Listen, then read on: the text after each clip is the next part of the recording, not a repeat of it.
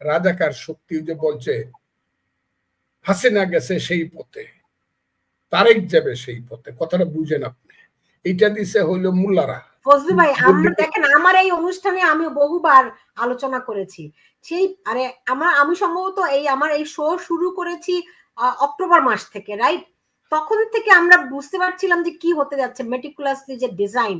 হ্যাঁ, তো আমার এই শোতে বহুবার আমরা আলোচনা করেছি জনতন ডক্টর ইউনূস চেষ্টা করবে নির্বাচন না দেয়ার, এবং আপনি একটু আগেও বলেছিলেন যে সে নির্বাচন হবে কিনা আপনার নিজেরও সন্দেহ আছে। তো বিএনপি একটা ধরেন, বিএনপি রাজনৈতিক বয়স তো কম হয় নাই ভাই, এবং আপনাদের মতো লোকেরা আছেন এখানে একদম নবীন। যদি এটা ৪০ বছর বিএনপি ৪৭ বছর হয়েছে। হ্যাঁ, ৪৭ বছর বিএনপির বয়স। জি। তো সেই বিএনপির এইটুকু বিচক্ষণতা থাকা উচিত নয় যে বুঝতে পারা যে এরা নির্বাচন দিতে আসেনি? আমরা শেষ চেষ্টা করতেছি, আমাদের নেতারা শেষ চেষ্টা করতেছে, এটা একটু চেষ্টা করতে দেন। কিন্তু যে জায়গায় এসে দাঁড়াইছে এখন কিন্তু ডুয়োর ডাইয়ের খেলায় দাঁড়াইছে, মন্ত্রের সাধন কিংবা শরীর পাত, এই জায়গাতে দাঁড়াইছে খেলাটা। যে কোনোভাবে এখানে আইসা পড়ছে, কারণ ইতিহাস তার নিজস্ব গতিতে চলে। ইতিহাসের বাইরে গিয়া কেউ কোনোদিন খুব সুবিধা করতে পারে না। আর বাংলাদেশের বর্তমান ইতিহাসটা হলো দাম দিয়ে কিনেছি বাংলা, কারো দামে পাওয়া। নিশ্চয়ই এটা এই বাংলাকে যারা অস্বীকার করতেছে তাদেরকে দেখার জন্য শেষ খেলাটা শুরু হয়েছে, ওই যে ডুয়োর ডায়ার। ডক্টর ইউনূস, যদি ডক্টর ইউনূস শেষ খেলা আপনি যে বলছেন, ডক্টর ইউনূসের খেলা তো অনেক দূর, অনেক জটিল, বুঝতে পারাটাও কঠিন কাজ। এখন ধরেন আপনি মনে করছেন আপনার এখন দাঁড়াচ্ছেন শত্রুকে জামাতে ইসলামী, শত্রুকে এনসিপি। এখন ডক্টর ইউনূস যদি ঘোষণা করে দেন, দেখেন ট্রাম্প কার্ড কিন্তু তার হাতে রেখে দিয়েছেন যে আওয়ামী লীগ এই ইলেকশনে পার্টিসিপেট করতে পারবে, তখন কি আপনারা আর আপনাদের এই অবস্থানটা ধরে রাখতে পারবেন? আওয়ামী লীগ ইলেকশনে পার্টিসিপেট করবে তো পারবে কিনা আমি এপ্রিহেনশনের উপরে কোনো কথা বলবো না। আমি একটা হাইপোথেসিস দিলাম যে ধরেন ইলেকশন কমিশন বলল এই নির্বাচনে, আগামী নির্বাচনে আওয়ামী লীগ অংশগ্রহণ করবে, হাইপোথেটিক্যাল থটের উপরে আমি কোনো কথা বলবো ওকে হোক, তারপরে বলবো। কিন্তু আওয়ামী লীগ আসতে পারে, আওয়ামী লীগ আসবে, আওয়ামী লীগ আসতে পারে বা আসবে যতই হোক, একটা আমি এটা আমার কথায় আমার দলের মধ্যে আলোচনা করব, এটা এখানে বলবো না যে আওয়ামী লীগ আসবে কি আসবে না, আসলে বিএনপি দেশের কতটুকু সুবিধা বা অসুবিধা আমি চাই না। একটা কথা মনে রাখবেন, চাই না এই কথা পাইবেন না বাংলাদেশে। আমার কথাটা শুনেলেন আপনি? আমি জানি ইলেকশন হইলে কি হবে, আল্লাহর রহমত, আমি আল্লাহকে উপরে, ইলেকশন হইলে যতই বিএনপির নামে ওই সাদাবাজ দান্দাবাজ সাদা উল্টে পল্টনের টাকা দেয় যতই কুৎসিত কথা বলা হোক, মিথ্যা কথা বলা হোক, ইলেকশনে কিন্তু বিএনপি আল্লাহর রহমতে ক্ষমতায় আসবে, দায়িত্বে আসবে। আর যদি এখানে আমি কথাটা শুনে নেন আপনি, এটা যদি না হয় আমাকে পরে বলেন যে আমি আবারও বলছি, এখনো ইলেকশন হইলে 3 মাস 6 মাস পরে ইলেকশন হলো বিএনপি প্রাথমিকভাবে ক্ষমতায় আসবে। আমি কথাটা খুব বোঝার চেষ্টা করি। কিন্তু যদি আওয়ামী লীগ না কোনো ফোর্স, অন্য কোনো ফোর্স না আসে, তাইলে সেকেন্ড আসবে মোল্লা মৌলবীরা, ধর্ম ব্যবসায়ী, সেকেন্ড পজিশন। এখন যে পজিশনে আছে, আওয়ামী লীগ যদি ইলেকশনে না আসতে পারে তা আসবে ধর্ম ব্যবসায়ীরা, এবং বিএনপি ফার্স্ট হবে, যত পিছনেই হোক ধর্ম ব্যবসায়ীদের দলটাই সেকেন্ড হবে। এটা কিন্তু বাংলাদেশের জন্য একটা থ্রেট আগামীতে, আমি কথাটা বলে দিলাম। এটা কিন্তু বাংলাদেশের জন্য যে জামাতের নেতৃত্বে ধর্ম ব্যবসায়ীরা বাংলাদেশে প্রধান বিরোধী party, it's a threat for Bangladesh liberation war, বাংলাদেশের মুক্তিযুদ্ধের জন্য একটা থ্রেট। এটা সবাইকে ভাবতে হবে, যারা মুক্তিযুদ্ধে যারা বিশ্বাসী, এটা বিএনপি কে সবচেয়ে বেশি ভাবতে হবে। আমি কথাটা বললাম, এই কথাটার জন্য যদি কেউ আমার ভুল বুঝে, আবারও বলছি, এখন যেভাবে ইলেকশন করতে চাচ্ছে ইউনূস, একদিকে হলো বিএনপি আর একদিকে হলো ধর্ম ব্যবসায়ীরা আন্ডার দ্য লিডারশিপ অফ জামাত, আওয়ামী লীগ আসবে না, আওয়ামী লীগ না আসুক, এটা আমি চাই, আমিও চাই যে আওয়ামী লীগ আপাতত ইলেকশনে না আসুক। কিন্তু মধ্যবর্তী যদি ওই যে বাঙালি জাতীয়তাবাদের পক্ষে, বাঙালি রাজনীতির সংস্কৃতি রাজনীতির পক্ষে কোনো শক্তি না আসে, তাইলে সেকেন্ড হবে কে? আওয়ামী লীগ না আসলে সেকেন্ড হবে জামাত সহ ধর্ম ব্যবসায়ীরা। তখন কিন্তু বাংলাদেশের মুক্তিযুদ্ধের একটা থ্রেট প্রতি মুহূর্তে প্রতি সেকেন্ডে থাকবে। এটা বাংলাদেশের সবাইকে ভাবতে হবে। তো তো ফজলু ভাই, যদি তাই হয়, এখন ধরেন বিএনপি প্রথমে আওয়ামী লীগকে নিষিদ্ধ করার প্রশ্নে খুব কড়া অবস্থান নিল যে না, এটা হবে না। যেই না নিষিদ্ধ করলো অমনি মির্জা ফখরুল ইসলাম আলমগীর খুব বাহবা দিলেন। হ্যাঁ, এরকম করে প্রত্যেকটা স্টেপে তারা একরকম সিদ্ধান্ত নেয়, এরপরে যখন ডক্টর ইউনূস তার উল্টো সিদ্ধান্ত নেয় তখন তারা এসে হাততালি দেয়। মানে এই গিমিক তাদের তৈরি করার কারণটি কি? আপনি বলছেন, আমার প্রশ্ন শেষ করিনি। সেটি হচ্ছে, আপনি বলছেন আপনিও চান আওয়ামী লীগের নির্বাচনে না আসুক, আপনি বলছেন আপাতত না আসুক। আবার আপনি এটাও বলছেন যে যদি এরা আওয়ামী লীগ না থাকে বিএনপি ক্ষমতায় যাবে এবং জামাত সহ ধর্মীয় দলগুলো সেকেন্ড হবে, এবং সেটি বাংলাদেশের জন্য, বাংলাদেশের স্বাধীনতা মুক্তিযুদ্ধের জন্য ভয়ঙ্কর একটা পরিস্থিতি হবে। ভয়ঙ্কর। আপনারা স্ববিরোধী করছেন কেন ভাই? আমি স্ববিরোধী করলাম কেমনে? আপনি চান আওয়ামী লীগ না আসুক নির্বাচনে, আবার আওয়ামী লীগ নির্বাচনে না আসলে বাংলাদেশের যে বিপর্যয় হবে, আপনি কি চান বাংলাদেশের বিপর্যয় হোক? আমি বিশ্বাস করি অবশ্যই আপনি চান। আমি এই কথাটাই তো সবাইকে ভাবতে বলছি। আপনি কথাটা শুনেন নাই, শেষ কথাটা কি বলছি, যে এই প্রেক্ষাপটে বাংলাদেশ কিভাবে থাকবে এটা সবাইকে ভাবতে হবে। আমি কথাটা তো বলছি, আপনি আমাকে দিয়ে কি বলাইতে চান?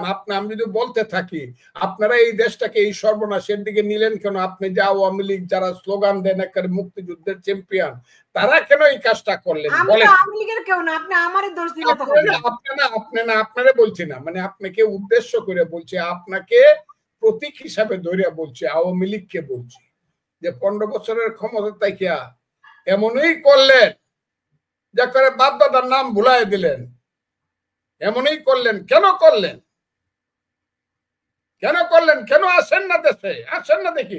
একটা লোক বাংলাদেশে নাই আওয়ামী লীগেরা বলবে বড় গলার লোক, বড় গলার, ছোটরা কইতে পারে খুব চুপে চাপে। হাটে যে আওয়ামী লীগের লোকেরা আমি দেখি, মনে হয় যেন এরা কবর থেকে উঠে আসছে। কেন? এমন কি মহাপাপ করছেন 15 বছর যে এখন একেবারে মাথা নিচু করে হাট? আমি দেখি তো প্রতিদিন। কাজী খালি ফজলুর রহমানের প্রশ্ন করলে কি লাভ হইব? আপনারা কেন এটা করলেন? এটা আগে বলেন। আপনারা কেন মুক্তিযুদ্ধের কথা কয়ে মহাপাপটা করলেন? আর সেই মহাপাপ করার কারণ তো আজকে মুক্তিযুদ্ধ মৃত্যুর পথযাত্রী। এই হলো কথাটা আমার। তবে হ্যাঁ, রাজনীতি আমি আপনাকে বলি, যদি রিয়েল ইলেকশন হয় এবং ইউনূস সাহেবরা যদি নির্বাচন কমিশন, ইউনূস সাহেবরা যদি কোনো ধরনের পক্ষপাতিত্ব না করে সবাইকে ইলেকশন করতে দেয়, তাহলে আমি একটা কথা বলে দিলাম, বিএনপি বিশাল মেজরিটি হবে, কিন্তু ধর্ম ব্যবসায়ীরা দ্বিতীয় শক্তি হইতে পারবে না। বেনামে হইলে পরেও নতুন শক্তি এখানে আইসা পড়বে, ইমরান খানের মতো, পাকিস্তানের ইমরান খানের মতো বেনামে হইল। অন্তত আমি আপনাকে বলি, বিএনপি যদি 240টা সিটও পায় আর 60টা সিট যে বাকি থাকবে, সেইখানে দেখা যাবে 40টা সিট আইসা পড়ছে স্বতন্ত্র, কিন্তু জামাতকে দিবে না মানুষ। জামাত এখন এত অপরাধী হয়ে গেছে, বা যারা ধর্ম ব্যবসায়ীরা মনে করতেছে বড় মিছিল করবো, মাদ্রাসা ছাত্র এনে বড় মিছিল করে ডর দেখাইবো। আমরা চিনি বড় মিছিল, আমি 68 সন থেকে দেখি ঢাকা শহরে যখন আসছে গোলাম আজমের নেতৃত্বে, রাজাকারদের নেতৃত্বে, তখন তো রাজাকার ছিল না, জামাতে ইসলামের নেতৃত্বে ইসলামী ছাত্র সংঘ ছিল তখন, তাদের নেতৃত্বে ঢাকা ইউনিভার্সিটিতে কত বড় মিছিল হইতো, কত বড়। কিন্তু ডাকসুতে ইলেকশনে দাঁড়াইলে ভোট পাইতো 27 ভাগের 1 ভাগ ছাত্রলীগের। হ্যাঁ, মিছিল তো বড়, এদের সব বড় মিছিল হবে, কারণ এরা বেড়াকে থাকে। বেড়াকে কারা থাকে? ওই যে মাদ্রাসার বাচ্চা কাচ্চা ছেলে পেলে গুলারে লয়ে আসে সাথে করে, সব জায়গাতে হাজার হাজার মাদ্রাসা আছে, কিন্তু ভোটের সময় সেই মাদ্রাসার ছেলেগুলা এদের যে কয়টা ভোট ওই কয়টা কর্মী, এদের যে কয়টা ভোট ওই কয়টাই কর্মী। হ্যাঁ, তো এখন এরা মিছিল হবে, ওই মিছিল হবে 5 লাখ লোকের, 4 লাখ লোকের। এদের ওয়াজ মাহফিল হবে, ওই যে গেছে দেখমু, ওই যারা ওয়াজিনে কেরাম যারা বলে, অমুক তমুক, আমি নামগুলা কইতে চাই, তার নাম কইতে ঘৃণা করে, কারণ এরা আমাকে ফজু পাগলা বলে। এরা নাকি আবার ইসলাম। অনেকে ইয়ে করছে, পাগল না হলে কি যুদ্ধ করা যায়? পাগল না হলে কি আর মানে সত্যের পথে শক্তভাবে দাঁড়ানো যায়? এটা ভালো হয়েছে, আর আমার ফজু পাগলা বলে আমাকে একটা টাইটেল দিয়েছে। হ্যাঁ, আমরা সবাই পাগল। এই যে দাঁড়াইছে, আমি শুনতাছি ওরা দরকার বা আজহার এরিয়া দ্বারা করবো, আরো কে কে কি আমির হামজারা তো দাঁড়াইছে, আরো কে কে দাঁড়াইছে, 6 জন দেখলাম বড় মোলা দাঁড়াইছে। দেখি জামানত কত বাসে কিনা দেখি, কিন্তু মিটিং এ ফজলু ভাই, আপনি কেমন করে বুঝেন যে নির্বাচন ভালো হবে? আপনি বললেন যে ডক্টর ইউনূস এদের পেছনে আছে, এই ধর্ম ব্যবসায়ীদের পেছনে ডক্টর ইউনূস মদত দিচ্ছে, তাই না? তো এবং তার নিজের লোকেরা দল গঠন করছে এনসিপি। তো সেইখানে আপনি কিংবা বিএনপি কেমন করে ভাবেন যে তারা আওয়ামী লীগ আসুক আর না আসুক, তারা ভালো একটা নির্বাচন দেবে, নিরপেক্ষ একটা নির্বাচন দেবে? যদি তাই হয়ে থাকে তাহলে বিএনপি কেন শেখ হাসিনার অধীনে নির্বাচনে গেল না ভাই? শেখ হাসিনার অধীনে তো কোনো নির্বাচন হয় নাই। কি নির্বাচন? 14 সনে কোনো নির্বাচন হয়েছে? ও, তাহলে সেই নির্বাচন যে এখন ইউনূসের আমলে হবে না, আপনি how do you know that? ইউনূসের আমলে আর শেখ হাসিনার আমলে একটা না। এখানে আমি আপনাকে খুব ক্লিয়ারলি বলি, ইউনূস সাহেব ইলেকশন দিবে, তা না হলে ঠিক ইলেকশন দিবে, না হলে চলে যেতে হবে। এখন যে রাজনীতি শুরু হয়েছে, এই দেশের রাজনৈতিক শক্তি আমরা যারা রাজনৈতিক শক্তি, মুক্তিযুদ্ধের পক্ষে রাজনৈতিক শক্তি, এখন উচিত এইটা শেষ করে, রাজাকার দেবে জামাত শিবির রাজাকার এই মুহূর্তে বাংলা ছাড়, এটা শেষ করে ইউনূস সাহেবকে বলা ডেট দেন কবে ইলেকশন দিবেন এবং সঠিক ইলেকশন দিবেন। খুব এটা হবে, আমি আপনাকে বললাম হবে এটা। যে আমি শেষ করব আপনার কাছে শেষ প্রশ্ন, গত এক বছরে বিএনপি কি কি ভুল করলো বলে আপনার মনে হয়? আমি বিএনপির ভুল এই মুহূর্তে অতটা ধর্ম না, এই কারণে, কারণ ওই যে লোকটা লালবাগে যে মারা গেল মিটফোর্ডের সামনে, আপনি বলেন তো এটা কি চাঁদাবাজির জন্য মারা গেছে নাকি ব্যবসায়িক গন্ডগোলে মারা গেছে? এগুলো তো আপনারা দেখছেন। এটা দুইটা, যে মারা গেছে বরং সে বেশি যুবদল বা বিএনপির কর্মী, যারা মারছে এরা বহিষ্কৃত বা এরা আগে ছিল। এইটার জন্য বাংলাদেশে লাখে লাখে স্লোগান হলো তারেক রহমানের বিরুদ্ধে। এটার কারণ কি? এটা এই দেশে তো একটা সরকারও আছে, সরকার এদেরকে তারেক রহমানের এখানে দোষটা কোথায়? হ্যাঁ, তারেক রহমানের দলের মানুষ আর চাঁদাবাজির কথা বলেন। যদি তাই প্রশ্ন করেন যে আপনার 16 জুলাইয়ের পরে যে এরকম যারা মারা গেল, ছাত্রদের উপর যে গুলি করলো, ওখানে শেখ হাসিনার দোষটা কি? কারা গুলি করেছিল আমরা তো আজও জানতে পারলাম না। না, শেখ হাসিনা এইখানে সরকারি প্রশাসনিক প্রধান, তার হাতে বন্দুক ছিল, সন্দুক ছিল, মিলিটারি ছিল, সব ছিল। তারেক রহমানের কাছে আছে শুধু সংগঠন। সে ইচ্ছা করলে শুধু এক্সপেল করতে পারে, কোন লোককে জেলেও দিতে পারে না, তার চাকরিও নষ্ট করতে পারেন, কারণ সেই প্রশাসনিক দায়িত্ব তার। হ্যাঁ, এটা বলতে পারতেন তারেক রহমানকে। যদি তারেক রহমান বাংলাদেশের প্রধানমন্ত্রী হইতো এবং তার দল যদি এইসব করতো, আপনি তারেক রহমান 1000 বার স্লোগান দিতে পারতেন। কিন্তু এখন তো তারেক রহমান শুধু রাজনৈতিক প্রধান, সে তো রাজনীতির কি করছে না, সঙ্গে সঙ্গে এক্সপেল করে। এর চেয়ে বেশি কি করব তারেক রহমান? কিন্তু গত বছর এই যে জুলাই নিয়ে এখনো মায়া কান্না কাটছে অনেকেই, কারা এই গুলিগুলি করলো, কারা এই শিক্ষার্থীদের হত্যা করলো, সেই রহস্য আজও তো উদ্ঘাটিত হলো না। এই মেটিকুলাস ডিজাইনের সব ঢেকে পড়ে গেল। এখনো 1300 বছর 1350 বছর আগে কারবালার প্রান্তনী ইমাম হুসেন মরছে, এখনো এটা নির্ধারিত হইল না ইয়াজিদ তারে মারছে কি মারছে না, বাঁচাইতে চাইছে। কথাটা বুঝছেন আপনি? হ্যাঁ, এখনো ইয়াজিদের পক্ষে কিন্তু লোক আছে, ইয়াজিদের বংশরাই কিন্তু এখন সৌদি আরব শাসন করে, উমাইয়ারা, ওয়াহাবিরা। কথাটা বুঝছেন? কাজেই ইতিহাসের সমস্ত বিচার কিন্তু একদিনে হয় না, কিন্তু একদিন প্রতিষ্ঠিত এবং প্রমাণিত হবে যে 5ই আগস্টটা এইটা কুয়াশাচ্ছন্ন এবং ধোঁয়াশাচ্ছন্ন ছিল, এবং এখানে মানুষকে এবং এখানে বিশেষ করে মুক্তিযুদ্ধকে খুব প্রতারণা করা হচ্ছে। এটা একদিন প্রতিষ্ঠিত হবে। এখনই খুঁজেন কেন আপনি? 100 বছর শুনেন, 100 বছর 1757 সনে সিরাজউদ্দৌলা আর মীর জাফরের যুদ্ধ হয়েছে। মীর জাফর জিতছে, সিরাজউদ্দৌলা হারছে। সিরাজউদ্দৌলার লাশটা মুর্শিদাবাদ শহরে গাড়ির পিছনে করে ঘোরানো হয়েছে, এই যে তোমাদের বিশ্বাসঘাতক নবাব, এই তার শাস্তি, নবাব মীর জাফর কি জয়। 100 বছর পর্যন্ত স্লোগান হয়েছে। 1857 সনে সিপাহী বিপ্লবের সময় স্লোগান হয়েছে সিরাজউদ্দৌলাই দেশপ্রেমিক, মীর জাফর হইল বিশ্বাসঘাতক। 100 বছর লাগছে সিরাজউদ্দৌলা দেশপ্রেমিক হইতে, মীর জাফর বিশ্বাসঘাতক। মানুষকে একটু সময় দেন, ইতিহাসকে একটু সময় দেন। আপনার কি মনে হয় ফজলু ভাই এই ইতিহাসের দায় মোচন, এটাকে আমি বলি ইতিহাসের দায় মোচন, এটি কি খুব 1 বছরের মধ্যে ফিরে এলো কিনা আপনি দেখেন কিনা সেটি? কারণ আজকে যেই দিনে ঢাকা বিশ্ববিদ্যালয় প্রকম্পিত হয়েছিল তুমি কে আমি কে রাজাকার রাজাকার বলে, আজ সেই একই দিনে এই রাজাকারের বিরুদ্ধে স্লোগান উঠেছে। বিএনপি করেছে কিন্তু স্লোগান তো এই একই দিনেই উঠেছে। এটা ইতিহাসের বিচার। এইটাই আমি কথাটা কই শেষ করতাম, আপনি কয়ে ফেললেন কথাটা।